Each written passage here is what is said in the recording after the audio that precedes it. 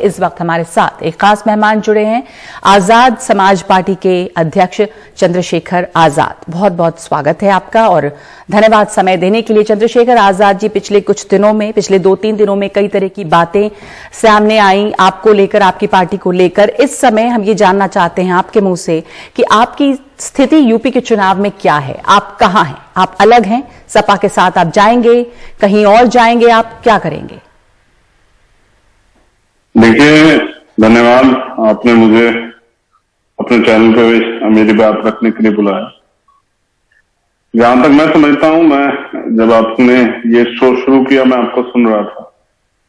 मंडल बनाम कमंडल की राजनीति और सामाजिक न्याय की राजनीति जी, गैर यादव ओबीसी की राजनीति, सामाजिक न्याय, जातिगत जनगणना, इन्हीं मुद्दों को लेके पिछले 6 साल से हम लोग संघर्ष कर रहे हैं जी।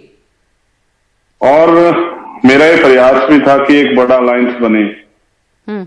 लेकिन अभी जो समाजवादी अलायंस बना है उसमें दलित वर्ग के लोगों को, उनकी ना तो कोई पार्टी है, ना ही उनकी लीडरशिप उस गठबंधन में है। तो मेरी पिछले 6 महीने से भैया से बात चल रही थी और बात सकारात्मक थी।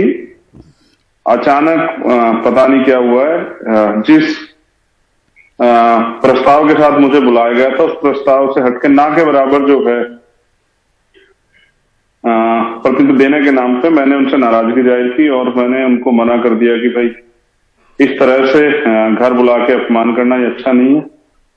तो फिर मैंने उस गठबंधन को छोड़ने का फैसला किया। पूछ सकती हूँ कि जो बातचीत आपकी चल रही थी और उन्होंने आपको बुलाया और कोई प्रस्ताव ना दिया उन्होंने, और आपकी कुछ मांग थी, बात नहीं बनी, तो जो खबरें आई हैं वो ये कि आपको शायद 2-3 सीटें या उसके आगे और भी कुछ देने की बात थी, पर आप क्या चाहते थे, कितनी आपकी डिमांड थी आखिर, और किस बात पे बात नहीं बनी?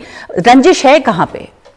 नहीं, कोई रंजिश नहीं, मेरी उनसे कोई रंजिश नहीं। मेरी पिछड़े दलितों से, आदिवासियों से, शोषितों से, मुसलमानों से, वंचितों से और किसी भी वर्ग से रंजिश नहीं।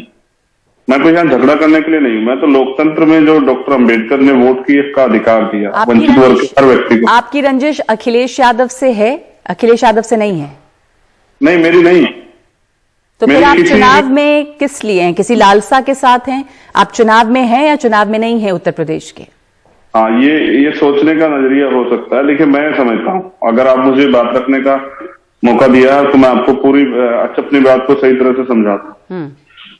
पिछले 4.5 साल में, 4.5 साल में उत्तर प्रदेश में और पिछले 7 साल में देश ने जो झेला, जिस तरह लोकतंत्र की हत्या हुई है, जिस तरह संविधान की हत्या हुई है, जिस तरह संवैधानिक संस्थाओं की हत्या हुई है, जिस तरह से अन्याय, अत्याचार, जुल्म जाति, भ्रष्टाचार, गैर बराबरी को बढ़ावा दिया गया है, इसके खिलाफ हम लोग आंदोलन चला रहे हैं। जिस तरह से सरकारी संस्थाओं को बेचा जा रहा है, जिस तरह से सरकारी नौकरियां खत्म की जा रही है, जिस तरह से देश कारपोरेट सेक्टर के हाथ में चला गया, चंद पूंजीपतियों के हाथ में, तो मैं समझता हूं मेरा ये प्रयास था उत्तर प्रदेश का एक जिम्मेदार नागरिक होने के नाते और वंचित वर्ग का जो आंदोलन माननीय काशीराम साहब चलाते थे उसका एक सिपाही होने के नाते कि एक बड़ा अलायंस बने। इसको मैं लगातार प्रयास भी कर रहा था जिसमें सभी की भागीदारी है और इसके लिए मैंने हाथ भी बढ़ाया और भैया सब चीजें सहमति थी। अचानक से और मुझे लगता है संख्या वहां बढ़ गई है तो उनको लगा कि वो बिना दलितों के सरकार बना सकते हैं, तब उन्होंने ना के बराबर प्रस्ताव दिया। तो ऐसा नहीं कि हम चुनावी राजनीति में, इलेक्ट्रल पॉलिटिक्स में तो चुनाव नहीं लड़ेंगे, चुनाव तो हम लड़ सकते हैं अपने दम पे, हम पहले भी लड़े हैं। मैं बता आपको याद दिला दूं, बुलंदशहर में कुछ चुनाव हम लड़े। तो मैं आपसे पूछना चाहती हूँ, आप जैसा कह रहे हैं कि कोई ऐसा नहीं कि आपकी कोई रंजिश नहीं है अखिलेश से, कोई लालसा ऐसी नहीं है सीटों की, तो आप आज की तारीख में आप क्या कह सकते हैं कि आप अलग चुनाव लड़ना चाहेंगे अपने बल पे या फिर भी अखिलेश के साथ जाएंगे? आपने एक इंटरव्यू में कहा भी कि अखिलेश आपको बुला लें तो आप चले जाएंगे। देखिए, मैं स्पष्ट कर दूं कि एक चुनाव बुलंदशहर का उपचुनाव आजाद समाज पार्टी लड़ी जिसमें हम 30 नंबर पे रहे थे और आरएलडी 5वें नंबर पे थी, कांग्रेस 4थे नंबर पे थी। तो ऐसा नहीं कि हमें क्षमता नहीं है, हमने अपने दम पे लड़ाई लड़ी और मैंने पिछले 5 साल में कोई ऐसा पिछड़ों का, दलितों को ऐसा मामला नहीं रहा, सीएनपी एनआरसी मुसलमानों का ऐसा मामला रहा, ईसाइयों का, जैन बौद्ध सिख पारसी का मामला नहीं जिसमें मैं ना लड़ा हूं। चाहे किसानों का मामला रहा हो, मैंने नीट की लड़ाई लड़ी, हम सब लोग जो हैं पिछड़े वर्ग आयोग के खिलाफ धरना देके बैठे दिल्ली में। जी जी। मैं पिछड़े वर्ग की लड़ाई लड़ने के लिए गया भोपाल में, जहाँ गिरफ्तार रहा पूरे दिन।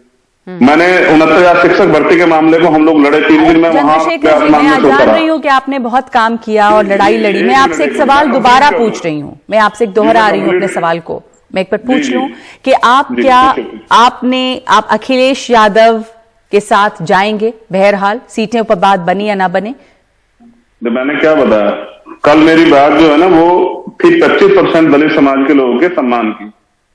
लोकतंत्र भागीदारी का नाम है, जिसको बहुमत होता है वो सरकार चलाते हैं, वो नीतियां बनाते हैं। मैं बस आपको याद दिला रहा हूं जरा सा आपको, आपने तो बहुत दिखाया एनडीटीवी के लोगों ने। सब्बीरपुर में 50 दलितों की हत्या हुई, कोई नेता नहीं गया। प्रयागराज में 4 दलितों की हत्या हुई, कोई नेता नहीं गया। अरुण वाल्मीकि की हत्या हुई, कोई नेता नहीं गया। हाथरस का मामला हुआ, मैं जिनको अगरदूत कहा, मैंने इनको बड़ा भाई कहा, उनका वो नहीं गए। तो मैं समझता हूं कि दलितों के हितों की रक्षा तो मुझे करनी पड़ेगी। इसलिए मैंने उनसे कहा कि अगर आप कल की जो बात थी कि अगर आप दलित समाज को 2 सीटों की बात करके बेइज्जत कर रहे हैं तो ये ठीक नहीं है। और अगर बात आप जिस तरह की बात आपने कही अपनी पीसी में भैया कि भाई जब उनको कोई कॉल आई तो अब बात अगर स्वाभिमान सम्मान की है, तो मैं बीजेपी के इतना मुखर हूं उनकी विचारधारा की वजह से, मुझे लोकतंत्र और देश की परवाह है। तो मैंने उनसे कहा अगर आप ये बात कह रहे हैं तो मैं फिर ऐलान करता हूं कि आप बड़े भाई हैं, आप कहिए कि चंद्रशेखर मेरे भाई हैं, उनको मुझे उनकी जरूरत है बीजेपी को रोकने के लिए, वो आ जाएं। मैं उनको 1 सीट नहीं दूंगा, लेकिन वो बीजेपी को रोकने में मेरी मदद करें। उनके जो मुद्दे हैं, प्रमोशन में रिजर्वेशन, मुसलमानों के लिए 18% आरक्षण की घोषणा आपने की थी, जातिगत जनगणना और जो तमाम इश्यूज है, बैकलॉग, नौजवानों के लिए रोजगार जिनके लिए हम लड़ते रहे, इन पे वो मुझे कहते कि ये मैं करूंगा, भरोसा करो। तो मैं सहमत हूं, मैं आज भी सहमत हूं। बीजेपी को रोकने के लिए मैं कोई भी कुर्बानी देने के लिए तैयार हूं। आप कह रहे हैं बीजेपी को रोकने के लिए कोई भी कुर्बानी देने के लिए तैयार है, और आप ये भी कह रहे हैं, जो मैं समझ सकती हूं बात, कि दलितों के सम्मान की बात है, दलितों के सम्मान की लड़ाई है, और आप पसंद करेंगे कि आप इज्जत के साथ जाएं, रहें, बजाय इसके कि एक तरह से अपमानित होकर साथ जाएं। यानी कि दलितों के नाम पे अगर 2 सीटें दी जाएंगी तो ये आपका या दलित समाज का अपमान होगा। पर हमने ये सुना कि पहले भी आपसे बातचीत लंबे समय तक चल रही थी, लेकिन आपने आने में देर की, और अब आखिरी वक्त पे अगर आप उससे ज्यादा हिस्सेदारी मांगेंगे तो ये मुमकिन नहीं है। अखिलेश कह चुके हैं, बहुत सारे लोग छोड़ कर उनके साथ आए हैं, और वो भी एक अपना तालमेल बिठा रहे हैं या तमाम लोगों को संतुलन में रखने की कोशिश कर रहे हैं। तो ऐसे में इससे ज्यादा जो मांग है वो उनके लिए मुमकिन नहीं है। बहरहाल, क्या अखिलेश ने आपके इस ऐलान के बाद भी कोई उनके यहां से संदेश आया कि आ जाएं आप हमारे साथ में बीजेपी को रोकने के लिए? यही है बात स्वाभिमान सम्मान की, इससे मैं समझौता न मैंने पहले किया ना आगे कर पाऊंगा। आपने कहा कि उनके पास जगह नहीं है, और आपने कहा कि लंबे समय से जो है देर कर दी। 6 महीने से हमारी बातचीत चल रही है, और उन्होंने प्रस्ताव दिया था और उस प्रस्ताव पे हम सहमत थे। उसी प्रस्ताव को लेकर मैं वहां गया था, और उन्होंने जब समय दिया मैं तभी गया था। उन्होंने बुलाया तब मैं गया था। लेकिन मैं आपको बता दूं कि मैं सत्ता के सुख के लिए वहां नहीं गया था। वो तो मुझे ऑफर कर रहे थे विधायक और मंत्री बनाने का, उसको मैंने त्याग दिया, क्योंकि दलितों के स्वाभिमान सम्मान की रक्षा करना मेरी जिम्मेदारी है। और जब उन्होंने ये बात कही कि भाई हम पे सीट नहीं है, मीडिया के सामने आके हम तो 2 सीट इसलिए देते हमारे गठबंधन में जगह नहीं है, तो ही तो मैंने ये बात कही कि अगर आप मेरे चरित्र की बात करेंगे तो मैं डॉक्टर अम्बेडकर और काशीराम साहब का चेला जो है ना, मैं आपसे यही कहूंगा कि बात सम्मान के लिए तो फिर आप ये कहिए ना कि जो पिछली बार आपसे गलती हुई थी आप उनको दोबारा नहीं दोहराएंगे। आपने डिमोशन किए थे अधिकारी कर्मचारियों को, मुझे भी तो तकलीफ है ना। मुझे लग रहा है कि अगर हमारा प्रतिनिधित्व वहां नहीं है तो शायद हमारे मुद्दों पे बात नहीं होगी। बिल्कुल मैंने आपसे शुरुआत में चंद्रशेखर जी एक बात पूछी, दोहरा रही हूं सवाल को। आपने कहा सम्मान की लड़ाई है, और अगर आपको यहां सम्मान नहीं मिल रहा है तो आप नहीं जाएंगे। मैंने मानी आपकी बात। कोई और पार्टी सम्मान देगी तो आप जाएंगे? अगर हो सकता है कि कांग्रेस आपको ये सम्मान देने का ऑफर करे, आप कांग्रेस के साथ जाएंगे? मैं बस आपसे पूछना चाह रहा हूं, जब हम लोग इस लड़ाई को लड़ेंगे अखिलेश जी के साथ करेंगे, तो मुख्यमंत्री का कौन बनेगा? चंद्रशेखर आजाद या अखिलेश यादव? तो जब अखिलेश यादव जी मुख्यमंत्री बनेंगे, जब हम सब मिलकर उनको सम्मान दे रहे हैं, तो क्या वो दलितों की आम राय उनकी ये है? तो मुझे इस बात से तकलीफ थी, मैंने अपनी बात कह दी। मैं आज भी उनके लिए मंगल कामना भेंट करता हूं, और मैं समझता हूं सम्मान मांगा नहीं जाता, सम्मान कमाया जाता है। हम में दम है। मैं आपसे वही पूछ रही हूँ कि अगर आपको यहाँ सम्मान नहीं मिल रहा है तो क्या आप कांग्रेस के साथ भी जा सकते हैं? मैंने उनको 48 घंटे दिए थे, मैं कल 10 बजे तक उनका इंतजार करूंगा। 12 बजे के बाद मैं पीसी करके बताऊंगा कि हम लोग क्या करेंगे। ठीक है, हमारी तैयारी पूरी। अगर यही बात उन्होंने 2 महीने पहले कही होती तो मेरा आज का जो नजरिया कुछ और होता।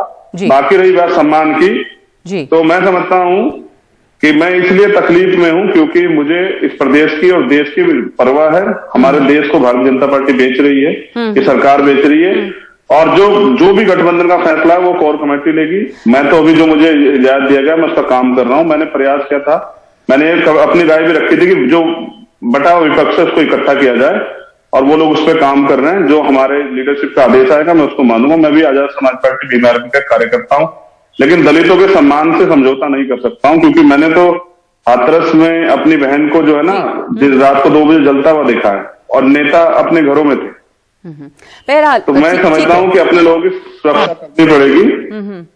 आपने कहा कि 48 घंटे का वक्त दिया है, आप उनका इंतजार करेंगे और उसके बाद आप बताएंगे। एक आखिरी सवाल कि आपने ये कहा कि दलितों की उपेक्षा हो रही है, बहुत सारे जो मंत्री वहां से छोड़ के आए 3-3 या और जो विधायक बीजेपी छोड़कर आए यहाँ पे समाजवादी पार्टी में, वो यही कह के आए कि वहां पे दलितों की, पिछड़ों की उपेक्षा हो रही है एक तरह से। तो समाजवादी पार्टी तो ये दिखा रही है कि वो इन दलितों और पिछड़ों की हिमायती है, और आप कह रहे हैं यहाँ सम्मान नहीं मिल रहा। दूसरे की बीजेपी पे आरोप है कि वो उपेक्षा कर रही है, पर जो टिकट्स दिए गए हैं उसमें तो ये दिखता है कि दलितों को ज्यादा टिकट दिए गए हैं बीजेपी की जो लिस्ट आई है अब तक।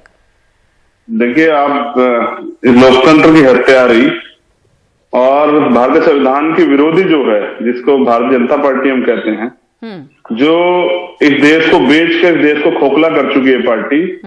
अगर आप ये कहते हैं सीटों के हिसाब से, तो मैंने उनको देखा कि जब 69,000 शिक्षक भर्ती में दलितों के हक लूटे गए, पिछड़ों के हक लूटे गए, और फिर बाद में मुख्यमंत्री ने माना भी 800 की लिस्ट जारी की, तो वो लोग जिन्होंने किसानों को न्याय नहीं दिया, 500, 750 किसानों की शहीदगी पे जो चुप रहे जी, उस पार्टी से वो अपने चुनावी गुलाम तैयार कर रही है। वो सिर्फ उनका व्यक्तिगत लाभ हो सकता है। ठीक है। और जो लोग 4.5 साल वहां रह के आए हैं, वो क्यों आए, क्या नहीं आए, क्या कह गया, ये उनका मैं नेता नहीं, मैं तो समाज का कार्यकर्ता हूं।